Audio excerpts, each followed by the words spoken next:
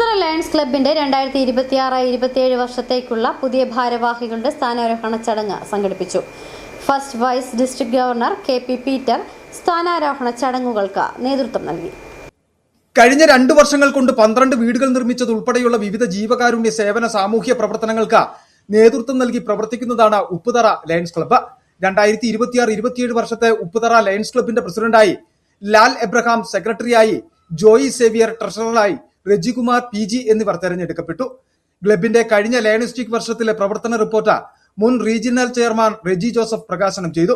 District സെക്രട്ടറിമാരായ Joseph Muthuvana, Jiju George, regional secretary Joyce George, cabinet അംഗങ്ങളായ Shaji Jacob, Sibichan Jacob എന്നിവർ ആശംസകൾ നേർന്ന് സംസാരിച്ചു.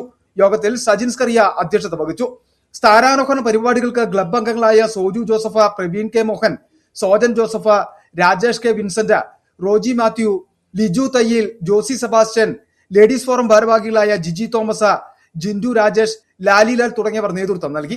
City vision, Upputhara.